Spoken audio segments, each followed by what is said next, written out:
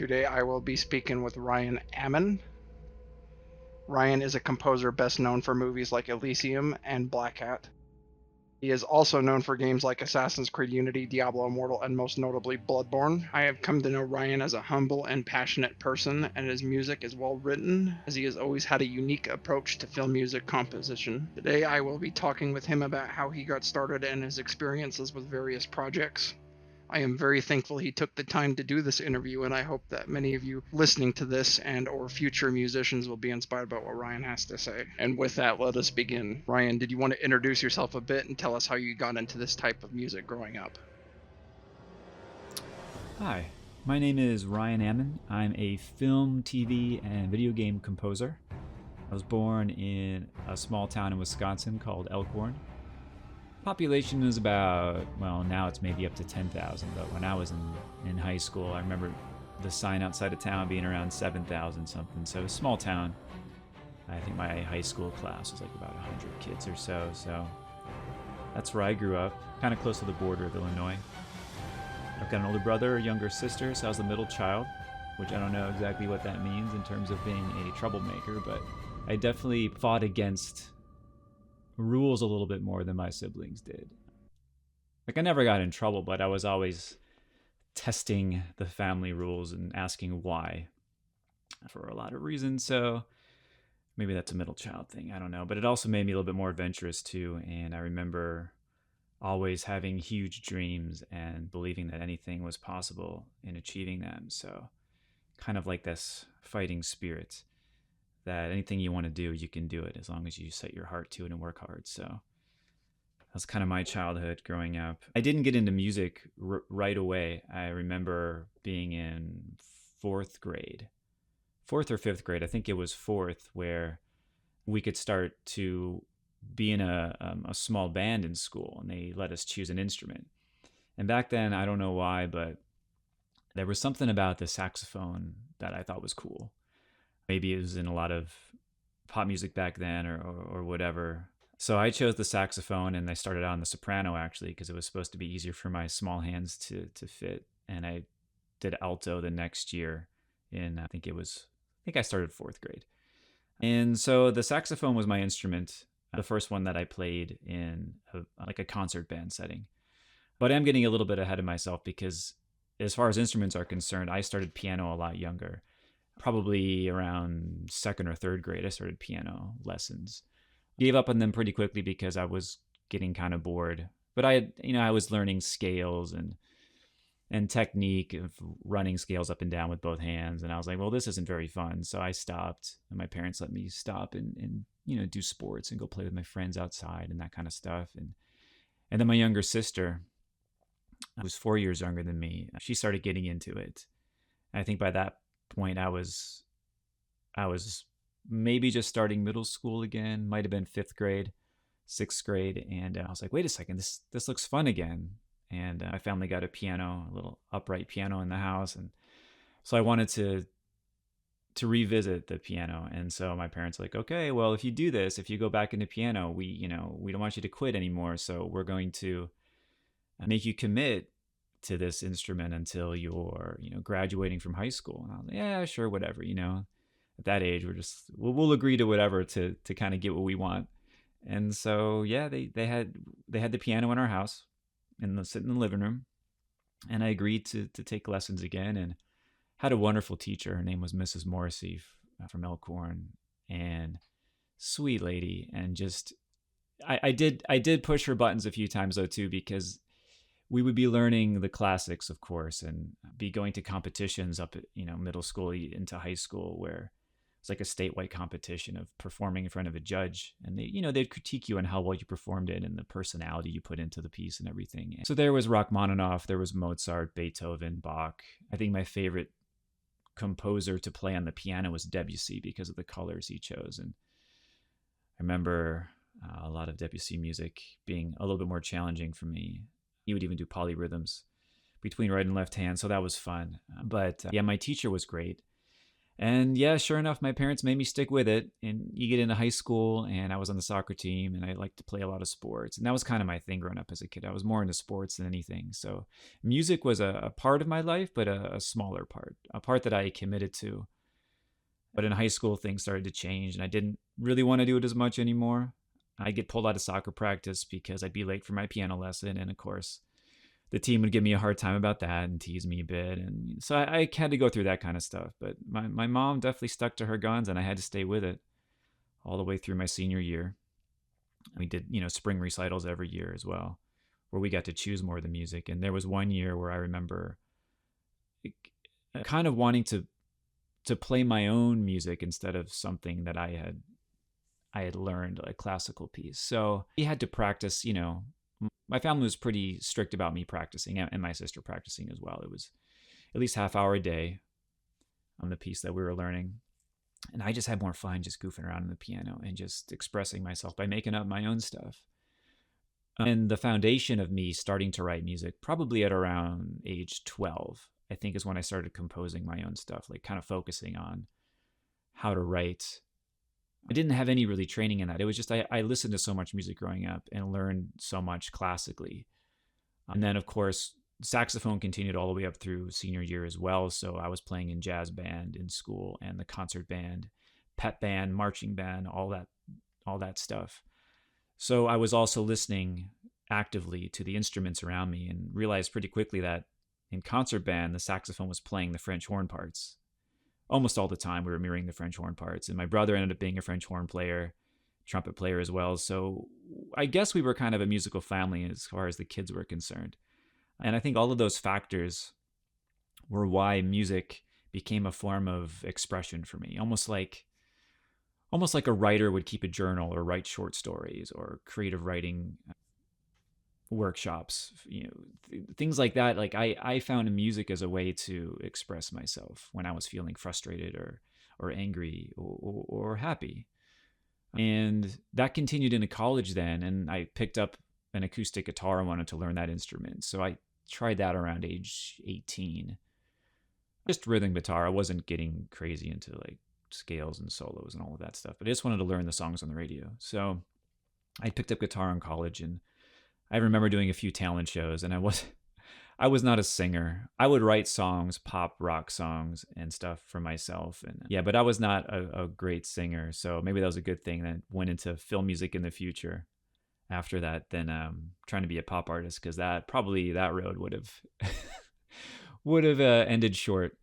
But it was good for me to get out there and try doing a talent show and getting in front of audiences. And I learned very quickly that I hated being on stage. I hated maybe with a band it would have been different, but it was usually just me up there with my guitar and a microphone, and I was just terrified. Stage fright to the 10th degree. So I didn't want to do that, and film music really just fit me better growing up listening to it and just not being in front of an audience that way. I got to kind of hide in the background and still help express and tell a story.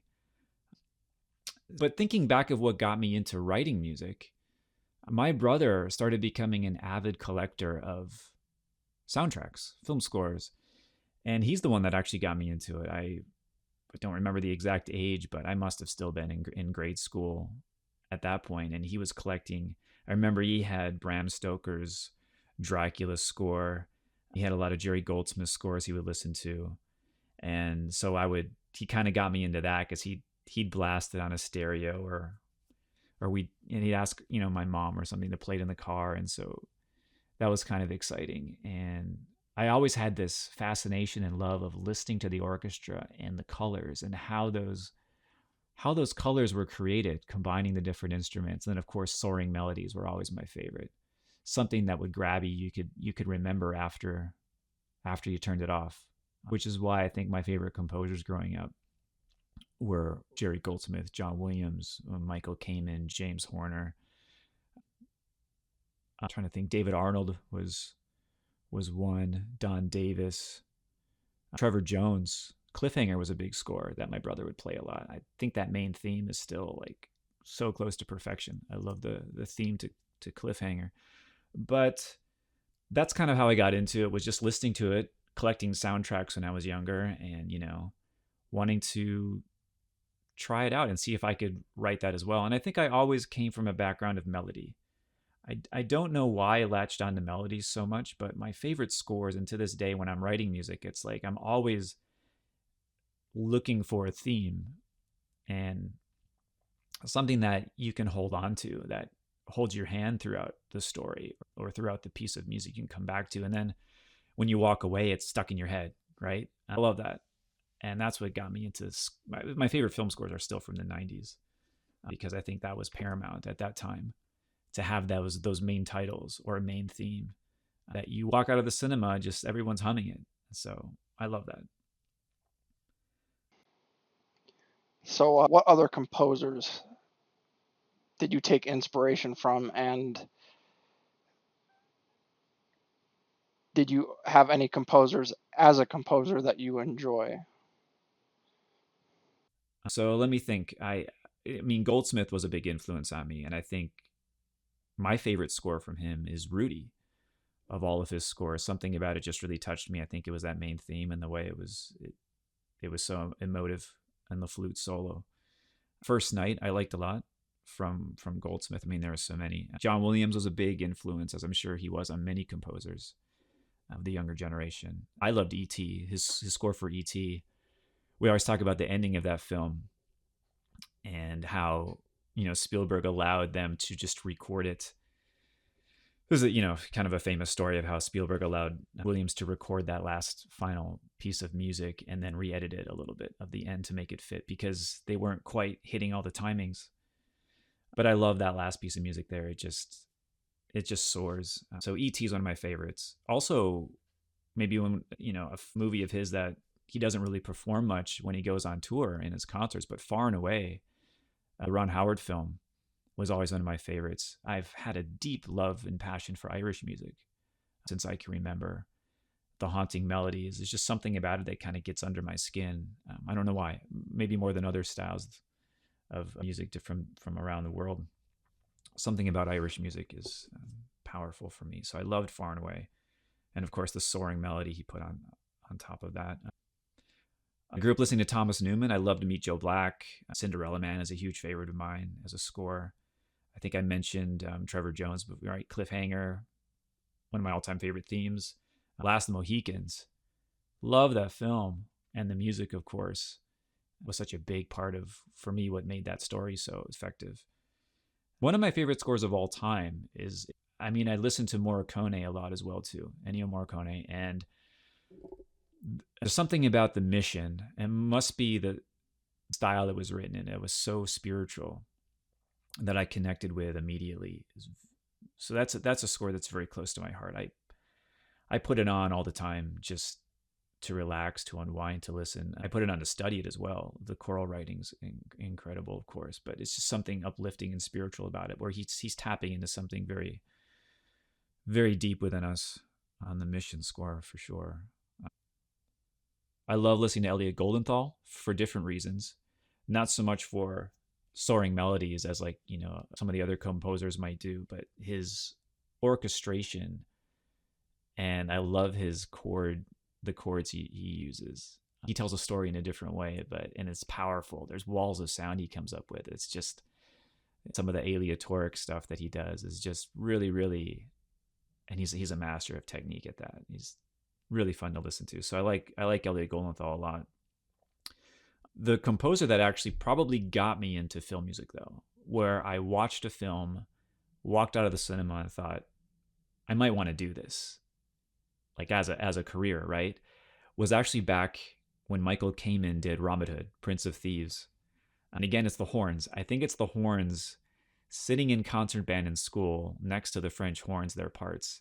They get some of the most fun melodies, and it's just a beautiful sound, the French horn. And so when Kamen does this amazing horn part on the main titles of Robin Hood, that grabbed me. I love that score. And I remember I got my mom to buy it for me. Back then, this was when they had cassette tapes. This was before CDs even. I had a cassette tape, and I would make my mom listen to it in the car, driving to soccer practice or wherever we're going, baseball, swim meets. And I wore that tape out. I had to replace it with another one.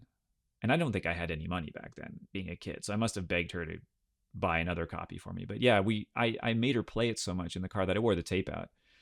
Then of course it came out in CD, and then I was listening to the CD wearing that out. But I love that score. So that one piqued my imagination enough to be like, this is like, maybe I could, this is a career choice. This is something that maybe I could do, not having any training whatsoever in how to write for an orchestra. I love listening to that score.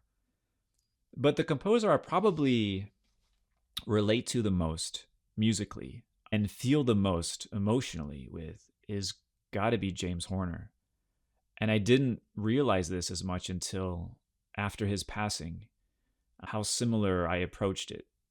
I mean, musically. I mean, not looking at it. He would talk about looking for colors first. And we'd all think like, well, but it's your melodies that you're famous for. These melodies that are just iconic.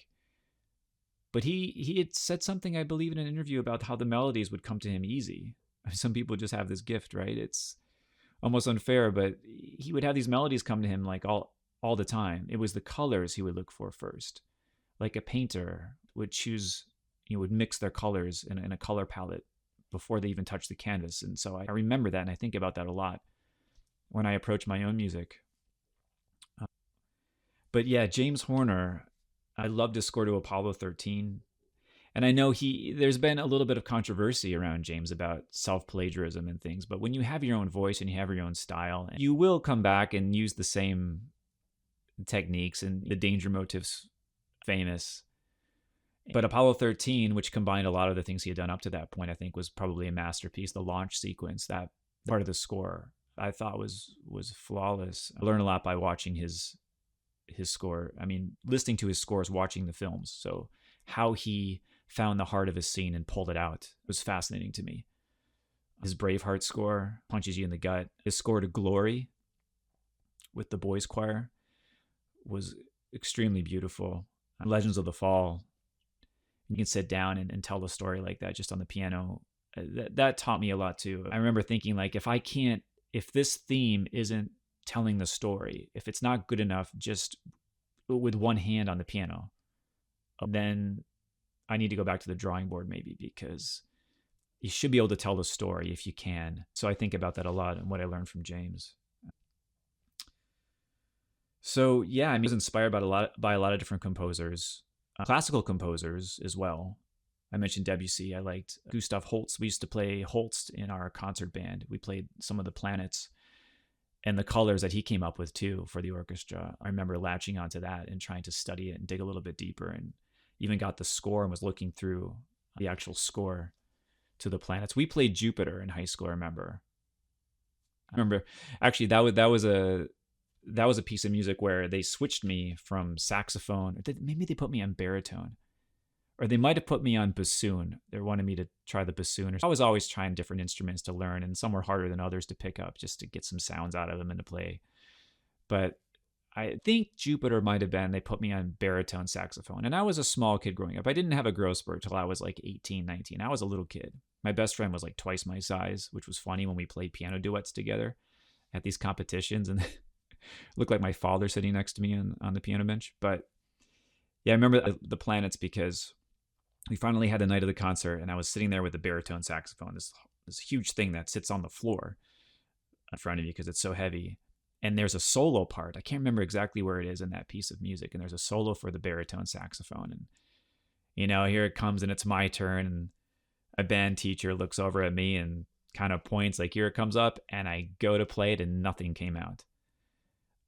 At least it wasn't like a honk, a goose honk, or a squeak. But man, like nothing just came out. There's silence. And then, of course, everyone continued playing. And I thought, well, I practiced all that for nothing because I completely blew it in the middle of the concert. Yeah, in high school, I also had some massive stage frights, so I totally get it.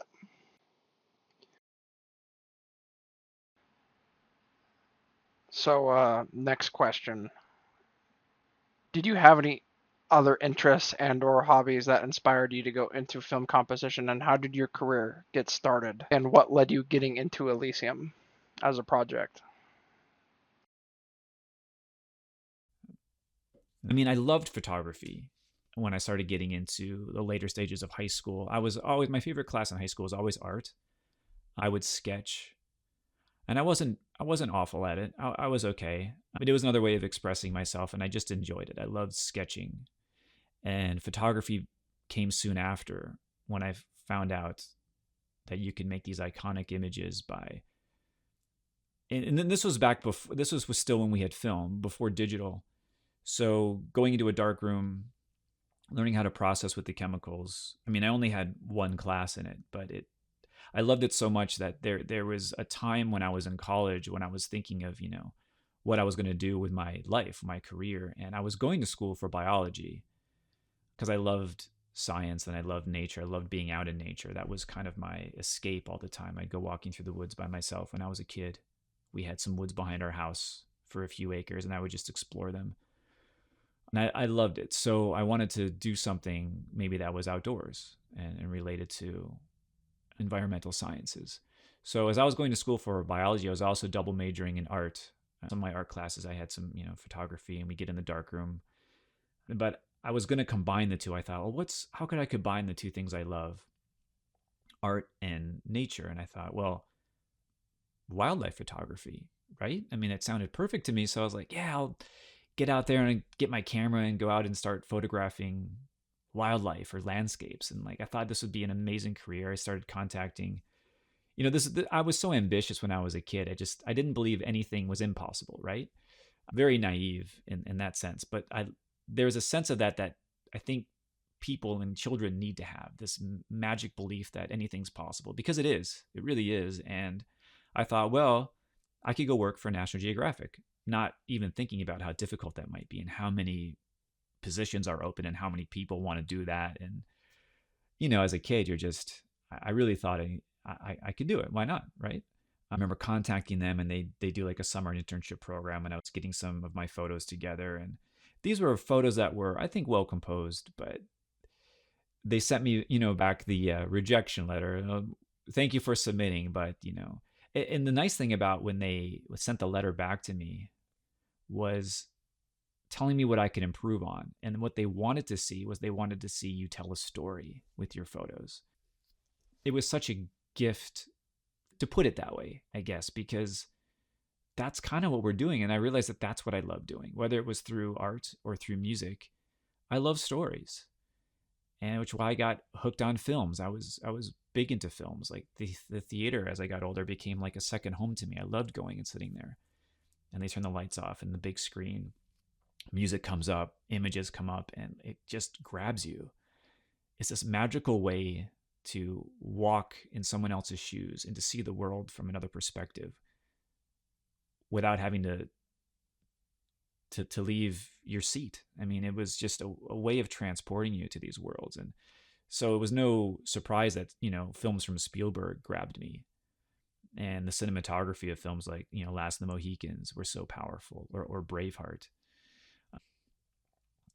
So yeah, art, photography, music, all of these things, I didn't realize how dear they were to me until I started getting older. And so the photography thing didn't work out. I decided at that point, biology also was kind of getting more into the science aspect, and I didn't want to be in a lab wearing a lab coat. And maybe I could be out studying, lions in Africa, or studying wolves in the Arctic, or something like that. But I also knew that I wanted to have not a homebody life, but I wanted to grow up, and I wanted to have a family, and I wanted to have kids, and I knew that I wanted to be at home, and I didn't want to be gone all the time at one of these jobs where I just wasn't around. That might have factored into my decision to go into music instead of a traveling wildlife photographer. So I kind of put that aside, and I decided that I was enjoying coming back from classes, or sometimes I would skip out on my college classes to stay back in my dorm room and write a song or watch a film. Or I realized maybe this is what I should be going for, So at this point, I'd already transferred to two different schools. I had started out as a biology student. Well, I started out technically as a aerospace engineering student my freshman year of college. Went into biology, double majoring biology and art. Went overseas for a semester to Africa to go backpacking and do a survival course there, because I just needed to get out of the Midwest. I had never traveled before out of the country, except across the border to Canada once. But I just wanted to get into a place where I could test myself and just get out of this, I guess, comfortable lifestyle I had been born into, a middle class Midwest town. And so I went to Africa, and I had to beg my parents to do this. I went to Africa, 3 months there, survival school it was a school called the National Outdoor Leadership School, NOLS for short, as an acronym. And they no longer have that African program, because I remember looking it up a few years ago, and there was some political unrest and some danger in the region where we went to Kenya in East Africa. And but that trip changed a lot about how I saw the world, for obvious reasons, but also how I saw myself and what I wanted to do with my life. And when I came back, I decided I wanted to be a mountain guide. I wanted to take people out and lead them on wilderness treks and up mountains.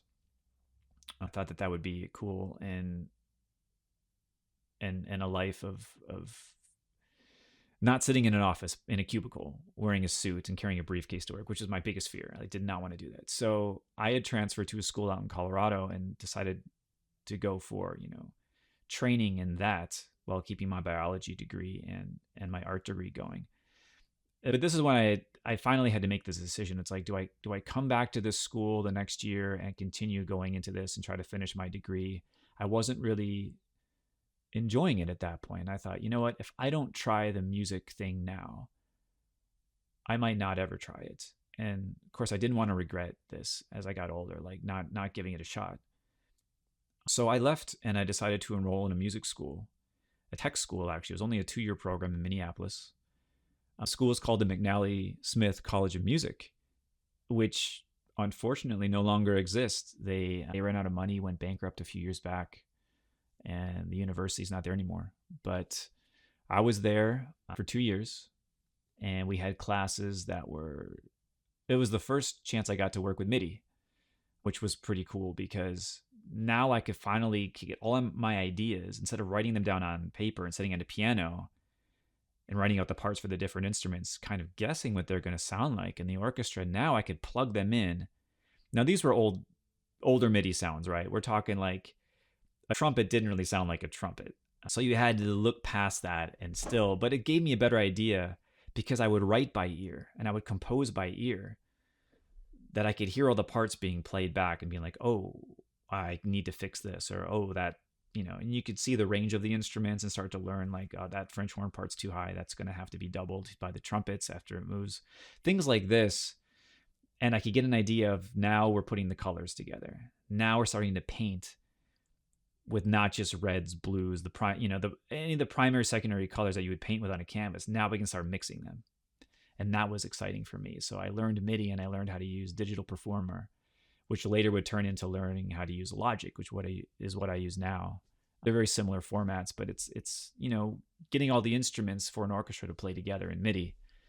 And now you can start to tweak things. And now you get an idea of, oh, this is what the orchestra is going to sound like. And now I can start to balance these parts out a little bit more. And, that was a lot of fun. And so I went to the music school. And I mean, what happened with that, the way that my career actually got started, was not through the school. I was always looking for like maybe a contest I could enter, some way I could meet someone in the industry. I'm sitting in my studio right now. I'm looking at photos I put up on the wall just above my door here. I have a photo of John Williams that he signed for me, and I have a photo of Jerry Goldsmith that he signed for me. And they're dear to me now. I've eventually met John Williams later in my life, but I never got to meet Jerry. And the only reason that I have their photos is because I mailed them letters. I went digging and I tried to find, who their agent was and where I could send a letter as a fan. And, me being this young kid, this idealist, this person who thinks, well, why couldn't I work with them as an assistant? I would send them letters and be like, hey, I'd love to be your assistant and learn from you. And I got these sweet letters back from both of them saying like, oh, well, we don't need any help right now. We've got everything, but thank you so much. And they sent me their photo with, it's signed. And so I was over the moon as a kid, just thinking, well, I can't go out to LA and work with them, but they signed a photo for me. How cool is that? Some of your heroes, it was special. I was always looking for opportunities of, well, how can I meet these people, or how can I study with people that I admire, people that I look up to, that I respect, that are, heroes of mine. And I came across a contest through BMI that was set up by Mike Post and Pete Carpenter. It was called the Pete Carpenter Fellowship. It was named after him, after his passing, in honor of him. And all you had to do was send in a demo of, I forget how long it had to be, but a track or two. That was like a theme. And I didn't have much equipment back then. I could barely afford. I got a old PC computer that just enough to run like one unit that I think it was an old Roland or something that I could use for MIDI, and whatever sounds it had on it. I'd have my old, I don't even know what kind of keyboard it was. It was these ones, I think it was a Casio, but it had a MIDI plug. So I could plug in and get my little, Casio keyboard going. It wasn't even a full 88 keys. And I had it in my little apartment.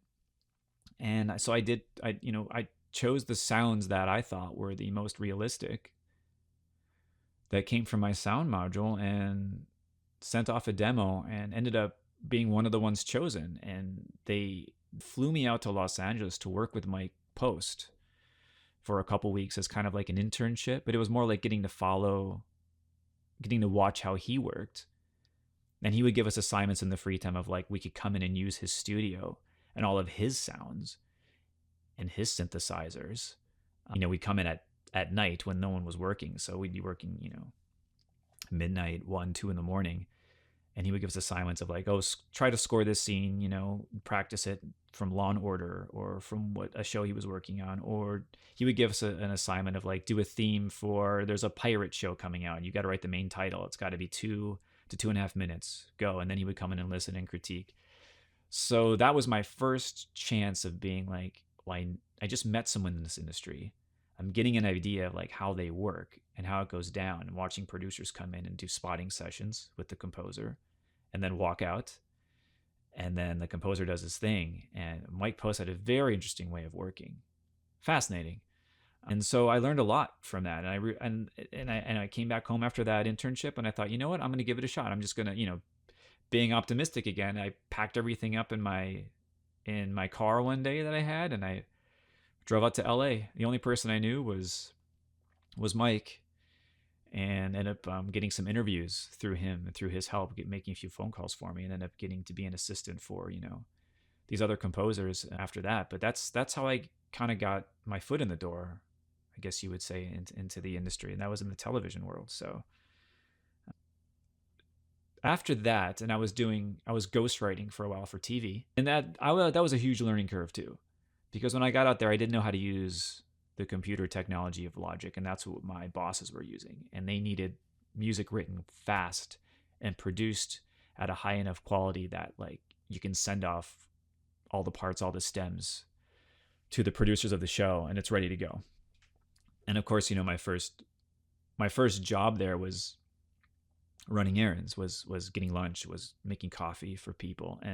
But they very quickly needed help with extra music, because there was just so much music to write for these shows. A lot of these reality shows on TV is just wall-to-wall music and different styles, and so it's just like, go hit the ground running.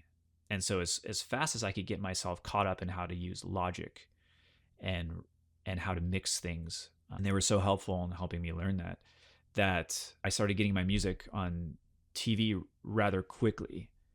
And there was a point where I was like, okay, this is really great, and I feel so grateful that I get to do this and get paid. I mean, I felt like I was finally getting paid to write music. I mean, that was kind of the dream, right? That was the goal. But I'd always loved the orchestra, and I always loved film music. And I thought, well, what's the next step? Like, how do I get a little bit closer to this without knowing anybody in that area? And so I thought, well, I watched a lot of trailers and trailer music, and I thought, well, some of this is live orchestra recordings. Some of it is mocked up good enough that people use it in their trailers. And I thought, could I learn that skill to mock up my compositions just good enough, well enough to get it played in a trailer or get it chosen for a trailer? And I had no clue how to connect with any of those people. So I started just researching again. I went on Google and started researching trailer companies and putting music together and trying to pitch tracks to them, working out of my bedroom I had my bed in the corner, and I had my little desk and my keyboard set up, my MIDI keyboard set up there, and I would just write, trying to learn like by watching trailers, by listening to trailer music and learning the format that they looked for. And so I kind of got into trailer music that way. And I made a few connections that got it, my music where my music got used. And then that was always for me too kind of a stepping stone. It's like, okay, can I do this? Can I make this work from a home studio? But film was always something that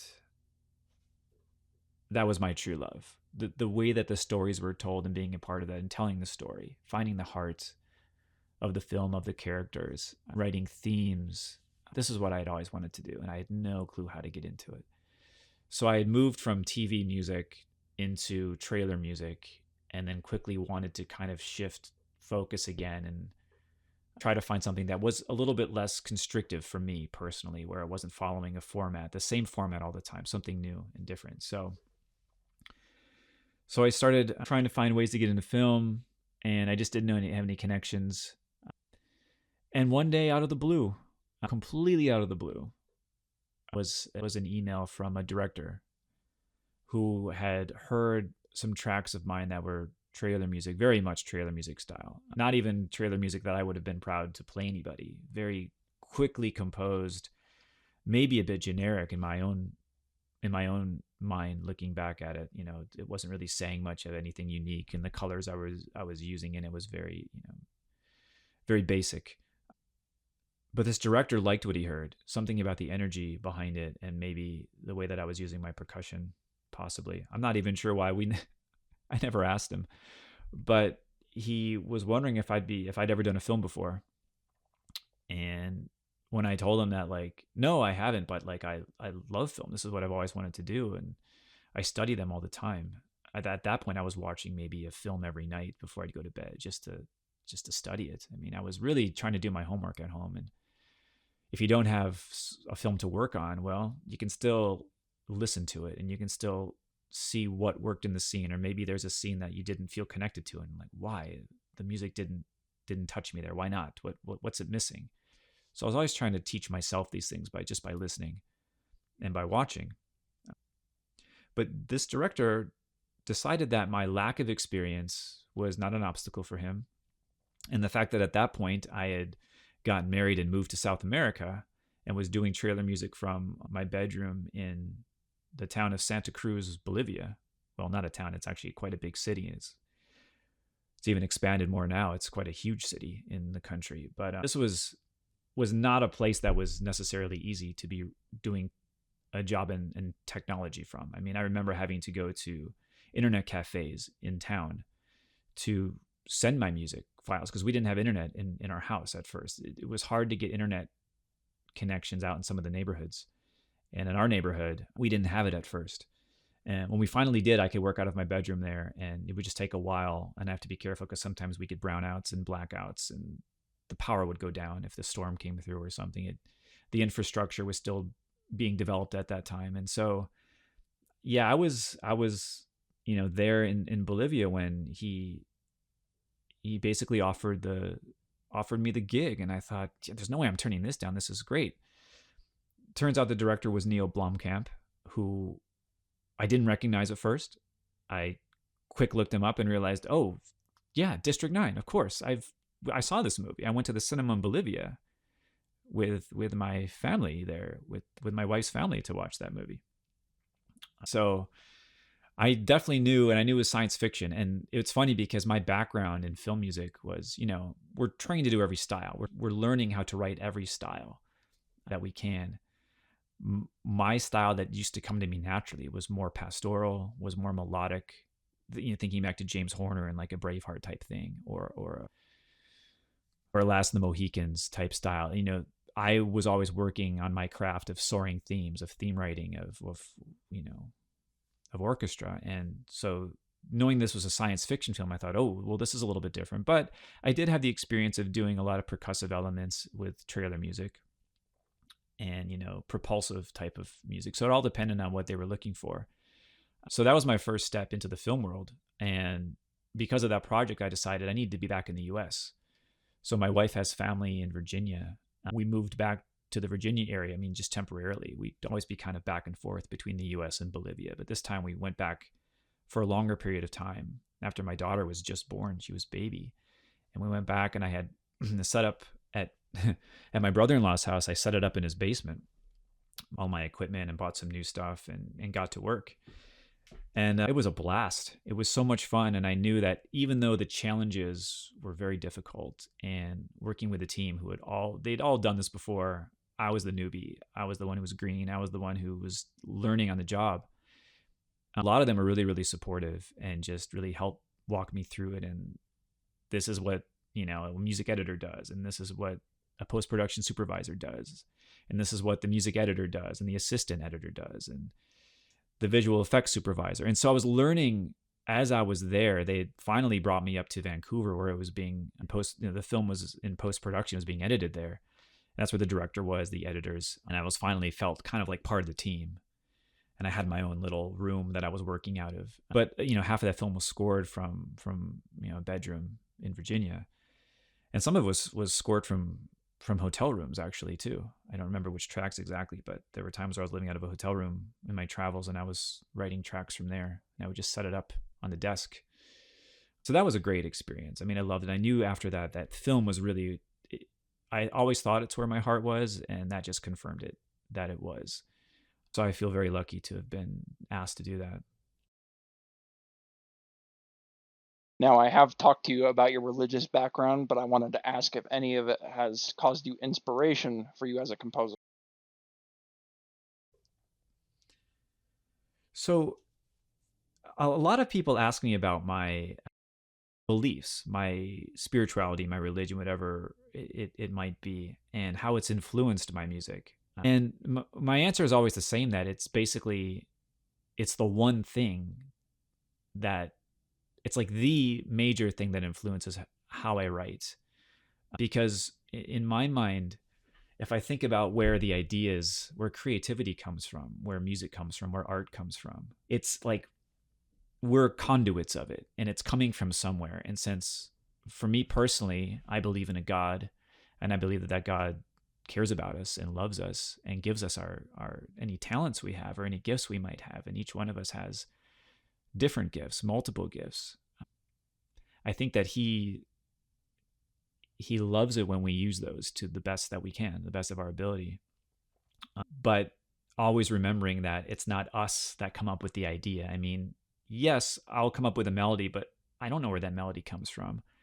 Or, an idea for an instrument, all of these things. And like, I never want to take credit for it, because it's not me doing it. It's actually, I think these ideas come from God. And so the idea of my music being spiritual, I probably couldn't receive a greater compliment from anyone than saying, like, when I listen to something that you wrote, I feel this connection spiritually to something greater than us, greater than this world that we live in, something bigger. Because that's always what I'm trying to tap into. And there are many times I fail. I get too cerebral. I get in my head, and then it's like, no, that's not. I'm not pulling it from somewhere deeper. I'm not finding the heart of what it is. I'm not finding the spirit of the piece of music. And so lately, as I get older, I've been trying to focus more on this and focus more on being present in the moment, and trying to find out where, if I'm telling a story, where the idea is coming from to tell the story for this person, this character. And I take it really seriously, just because I feel that if a story is going to be told, who knows how many people around the world that it can touch and it can affect. And to me, it's not just entertainment. Film, there's a lot of stuff out there that's just, it feels like consumerism, and it feels like we just, we're eating it like a bag of potato chips. But for me, the projects that interest me, the things that I want to spend my time doing as I get older, is stuff that really has a heart to it, and that really can make a difference and inspire people in some way. So I look for those. I look for those projects now. I look for those things to be a part of. So I am pretty sure Elysium was your first film, but can you say anything about other projects that you were supposed to be on?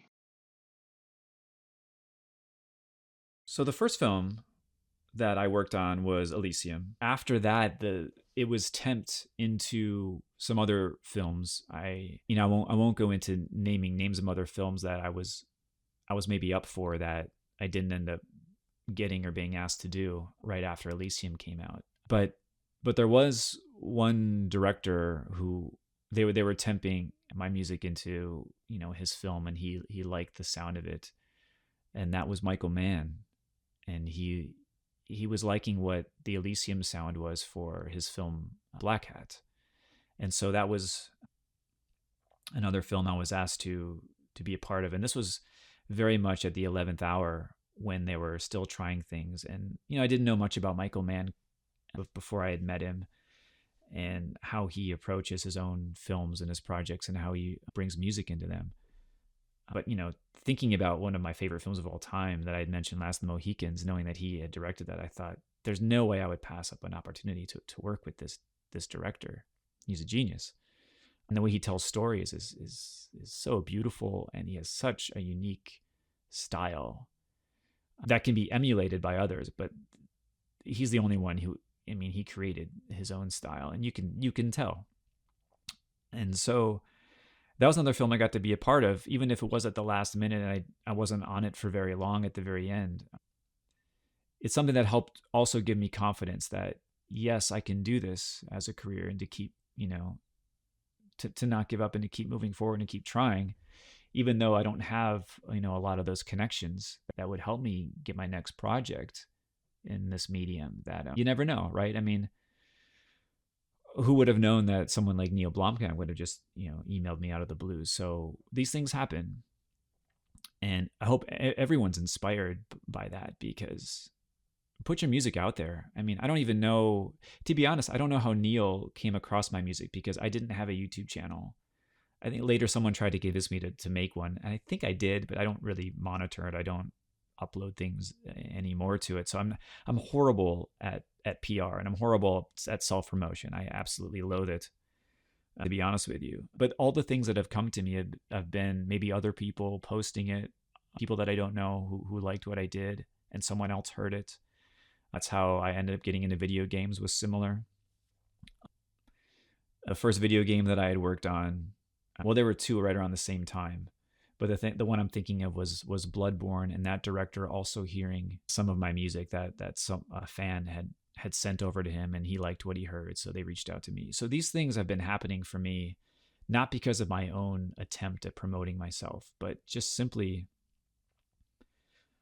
from the help of other people, of fans, of people who heard what I did and maybe put it out there. And I just I never forget the blessings that I feel have come to me that way. And I never take it for granted that I was so fortunate in getting these opportunities. And I would tell anybody to just keep writing and keep putting your music out there. You just don't know who's going to hear it. And, out of the 99 people that hate what you do and say that it's garbage, or that it's lacking, there'll be that one person who loves it, who feels touched by it, who feels inspired by it, and they'll reach out to you. You just never know who you're going to touch in that moment. So it's such a beautiful thing we get to be a part of as being composers, and I don't take it for granted. What are your favorite films that you appreciate as a composer, and did any of them have an impact on how you write your music? So favorite films, they are in a similar genre, I guess. And I'd already mentioned I like scores in films that are sweeping melodies, right? And there are some amazing films I've seen that are just incredible that I'd never want to watch again because they traumatized me. Or I thought, well, this isn't something that I want to dive back into that world. Even though it's an incredible film, the ones that I like are the ones I can watch over and over again. The ones that feel like you wrap yourself in a warm blanket, that inspire you. The Lord of the Rings trilogy for me meant a lot. There was just something about it that the story felt so deeply connected to our humanity, and that each of us has a purpose in the world, and that we're given a specific skill set for a reason, and that all of us are needed.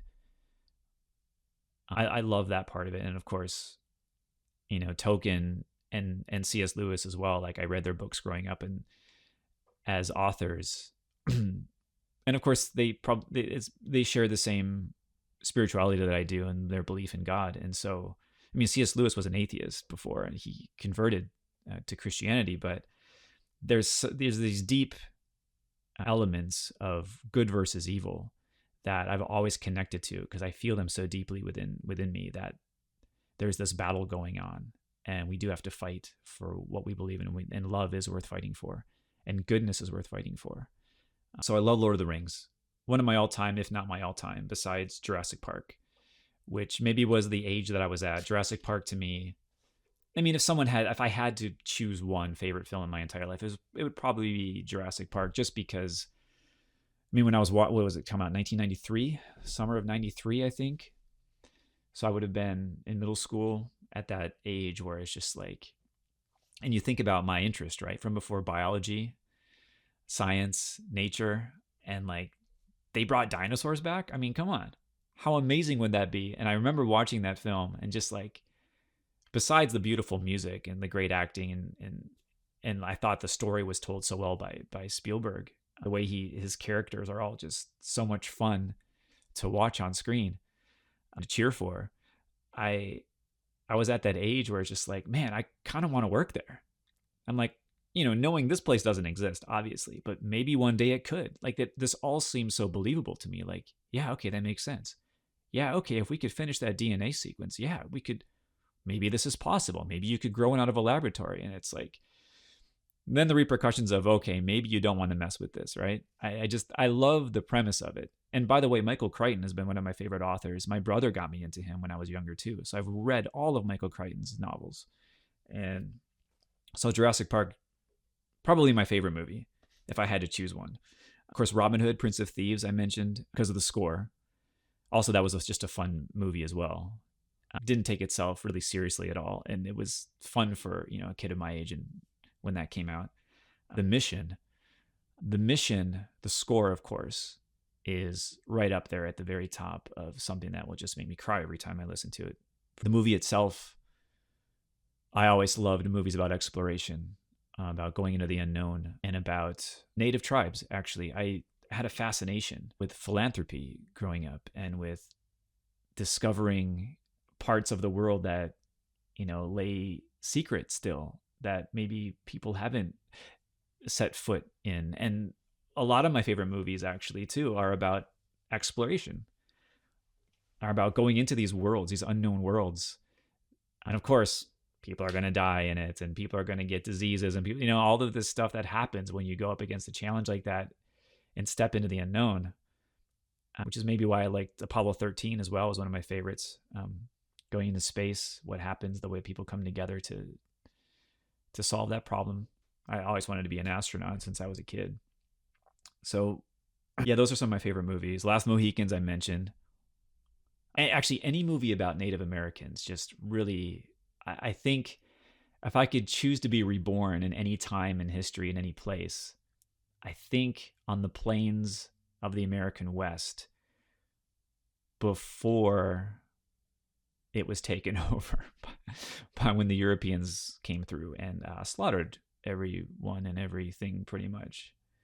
I love the way that the communities live together there, and it just fascinates me. I have a fascination with Native American culture. I love it. E.T. is one of my favorite movies growing up of all time. Also, a big part of that is the score. But I think the way Spielberg tells the stories, I can think of the scene where the dishes are being done in the sink, right? So I think it's Elliot that's doing the dishes, and there's this steam coming up, huge amounts of steam as he's looking, out the window. And Spielberg does this with steam, with fire, with smoke, with light. He'll have lights come up from behind a cornfield, and you can see the steam rising, and it's just, he creates such an atmosphere in his films that just make it that much more fun. The Indiana Jones film are the same. The Indiana Jones films where he has, I remember seeing once, it was on, they re-showed it on TV the other day, and I was watching, there's a scene where they show Harrison Ford sitting, it's right before I think they're about to try to poison him, and the monkey dies, Spoiler alert, everybody, if you haven't seen it.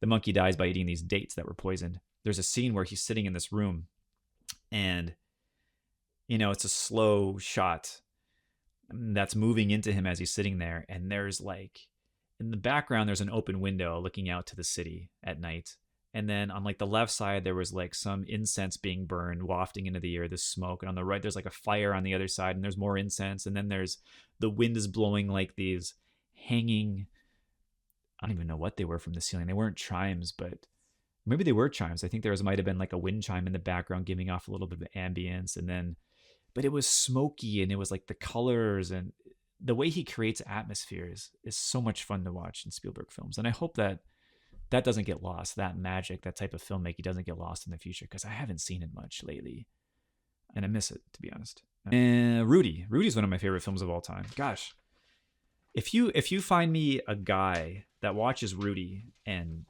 doesn't cry somewhere during the movie or at the end, then I don't know what's wrong with that person, because I mean, I get emotional. You ask my wife. I get emotional with things. And yeah, I can be a bit of a crier. I'm okay. I can admit that. But this movie gets me every time. It's like, I know it's coming. How many times have I seen it? And I cannot stop tearing up at this movie. It must be something with the father-son relationship. Also the theme of like, just go for your dream. Anything's possible. And just maybe if you don't give up, you'll get there. Like, there's something so beautiful about that. And he finally gets recognized at the end. I mean, come on. Amazing film, amazing score. So there are two games I want to ask you about in particular that you worked on, being Assassin's Creed Unity and Bloodborne. What were those experiences like, and how do they differ from film? So I talked a little bit about Bloodborne, how I got started on that, and how I was, they reached out to me because of a fan sending music over to the director. I didn't talk about Assassin's Creed yet. That was the other game that I got started on. That was a direct relationship from Elysium, the film, as well, where they were, I think, looking for a composer that would do more of an electronic atmospheric element in part of that game. I didn't know when they contacted me what they were looking for exactly, just that they wanted to meet me and with some other composers up in Montreal at their studios up there, and then talk a little bit about the projects. So I went up to Montreal and we met, and then I found out after meeting everyone and kind of sitting down and hearing about the story that that's the part that they wanted me to specifically work on was the smallest amount of music. There were 3 of us composers, and they wanted me to do kind of electronic, kind of edgy, atmospheric thing that I had done a little bit of that with Elysium, a little bit of experimental sounds going on there. And so I was more than happy to work on that project and be a part of that team. The whole time thinking, I wonder if anybody knows that the thing that I really do, that I enjoy the most and maybe excel at the most, is more like pastoral orchestral writing, because Elysium was more of an action, experimental type thing, to a lot of percussion. Almost as if you take an electronic score and make it non-electronic, if that makes any kind of sense. Which is something that's, I had grown up listening to electronic music and studied a little bit of, house music and dubstep and some things like that. So I had one very small foot in that world where if I needed to, I could kind of cross into that boundary. But I also have my other foot firmly into the classical world, the orchestral world of theme writing, of orchestration, of pastoral music, because I think that was just the type of music that touched me the most and that I wanted to be writing if I was a classical composer and writing for the stage and for the concert hall. So I worked on Assassin's Creed Unity. That was the one. And it was mostly for the Animus, is what they called it, or the futuristic parts of the game. So the experience with that was different, because I think that happened right around the same time as Bloodborne. Different types of scores, different types of games, but I'd never worked on a game before. So this, again, is like the film. When I got onto Elysium, that was a huge learning curve, and I had to learn quickly, right? This game, Assassin's Creed, was something similar again. It's like, okay, never done a game score before. What are they looking for? How does it work if you're exploring something? Because you're not scoring a scene. You're not helping propel a story depending on what the character is doing. In a film, a character or the actors will tell the story, right? The cinematography tells a story. The angle of the shots will help tell the story. How fast the camera is moving, how slow the camera is moving. The editing tells the story. All of these things help you when you come and approach it as the last person, usually as the composer, to what's missing, to tell the audience, okay, or if you're already getting something from an actor and from their face and from their expressions, well, what's in their mind? What are they thinking? Is there something twisted going on as they're talking? Is there something? Is their confidence waning? And all of these little human. Being a composer for film is almost more like being a psychologist. It's trying to psychoanalyze something and then expose what's not being exposed, or keep hidden what you don't want the audience to know yet. It's a constant manipulation of emotion. And it fascinates me. I love it. Games were a little bit different, and I had to approach it differently and try to figure out, okay, well, what are they looking for in a game with a character who's, wandering around a city or exploring something? You're not really. It's. I feel like it was more of creating a background mood. And I have to say now a lot of films are doing this approach as well, whether that's, I don't always connect with films when they do it this way with an atmosphere. Sometimes it works beautifully. So I'm probably the last person that can judge that, whatever the director, it's their style of how they want to tell their story. But I always connect more to a score that tells me something instead of just like wading in a swimming pool of atmosphere. I want it to lead me somewhere. I guess I'd rather have a water slide than a pool. Maybe that's a weird analogy. I don't know. So yeah, working on Assassin's Creed and Bloodborne too. Bloodborne was more of like, we actually approached it more. There were like boss themes, and so I could kind of get into a character a little bit, into their mind and into their background, and try to write something for them, maybe a theme. But Assassin's Creed was more of the atmosphere. So I had to learn how to do that so it can loop, so the music can loop on itself without getting too annoying if you're in this area for too long of a time, but without distracting as well. So you kind of want to sit back in those situations and have it work. Yeah, I mean, the best analogy I can think of is you're in the pool, right?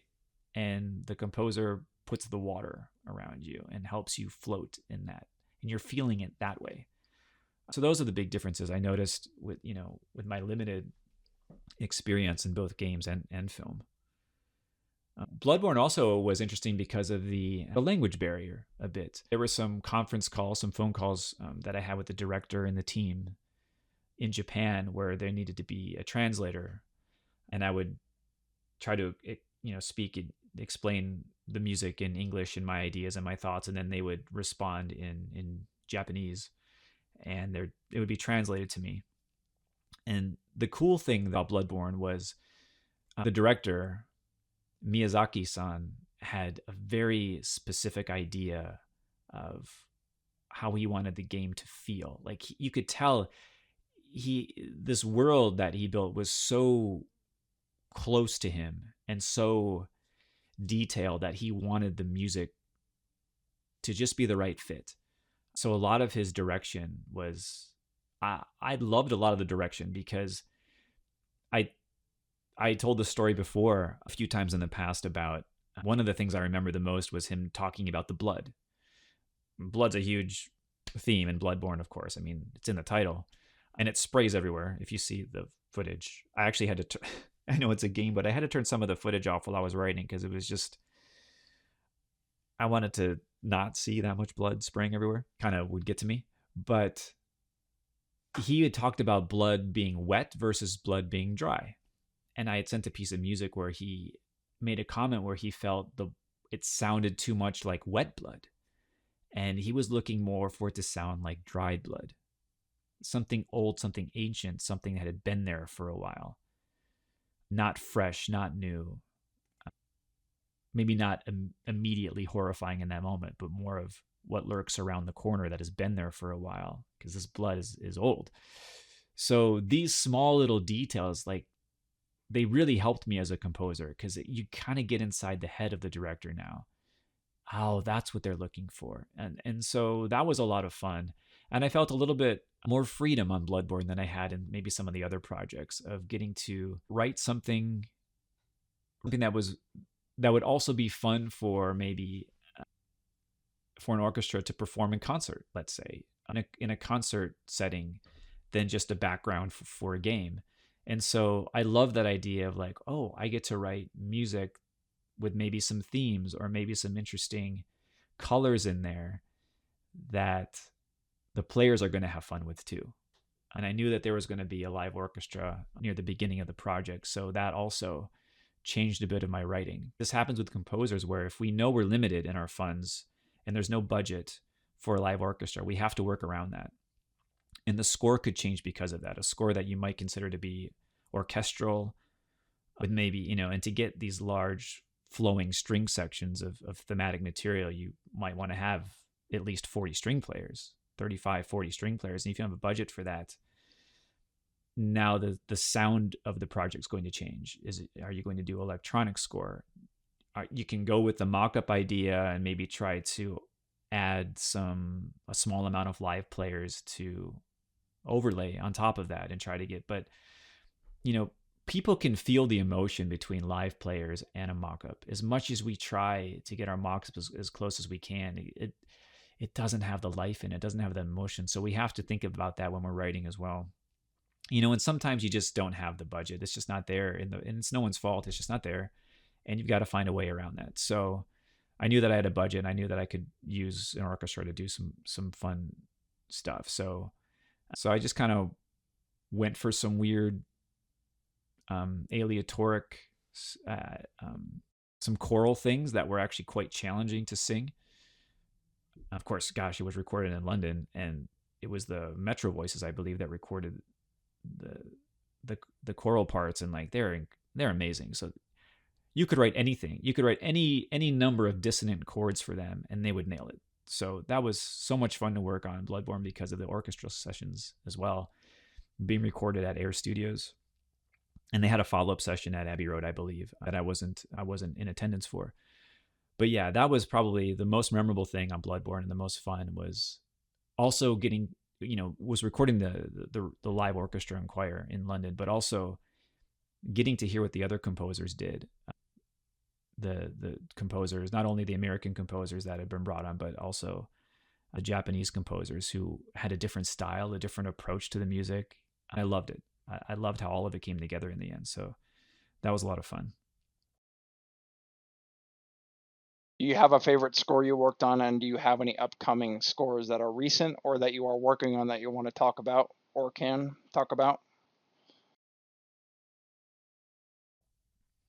If I had to pick a favorite score that I worked on, I think I liked working on Elysium because of the experimentation. Even though I was terrified because I had never done it before, and there were so many other moving parts and elements besides just what the composer does, and working with a team and trying to make everyone happy, which is impossible when you've got a large team of people. You're trying to find out who you're writing for, who's making the final decision, what is their vision, what do they want to see, and try to get them as close to their vision as possible.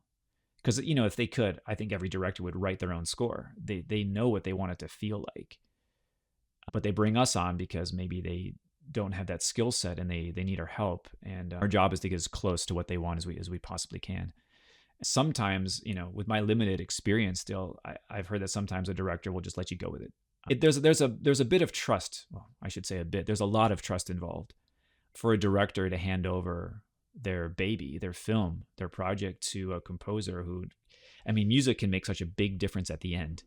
If it's done well, if it's done poorly, if it doesn't hit the emotion that you need. They always say that a great score can't save a bad film, but a great film doesn't need a score almost, I feel, either. It just enhances it, and now you get the frosting on top of the cake with you've already got a great film, a great story. Now the score, it's like it's kind of hard to mess those up. Those are blessings if you get a chance to work on films. Elysium was fun because of the experimentation we got to do. And I had a lot of time to experiment, more than most films have. I mean, it was over a year, I know, of like sending ideas and weird sounds and like trying stuff and pitch bending monkey sounds and bull roars and all these weird instruments. I mean, some got too weird. It's like, okay, now let's dial it back a bit because that's just distracting to an audience. And I knew that I wanted to bring in an orchestral element into the score as well. So that was fun to work on because of the experimentation, and Neil being a younger director, and he was such a cool guy just to hang out with and such a visionary. So that was a lot of fun. And we're very similar in age too. So we kind of got along that way. Bloodborne was a fun project because I got to focus more on like orchestral writing. Still very evil and still very twisted. And there was some action stuff in there, you know, of course, for the bosses and things. But I got to practice a little bit of my twisted orchestral string writing, which was a lot of fun. Working on Black Hat, I wish it had lasted longer because I loved working with Michael Mann just as a person, as a director for that short amount of time, and how he artistically sees a project. And I remember, you know, going in and sitting in his screening room and going through some of the scenes with him, and you know, he'd stop it and look over at me. You know, we had just met that day, and he looked over at me. He's like, "What do you think would work here?" And to be honest, I had never been asked that from a director or someone. It's usually like, do this or do that, or I want this or I want that. And, you know, because they know what they're looking for. And it's not that Michael Mann doesn't know what he's looking for. He definitely has a very focused vision of what his film wants to say, what he wants to say through it.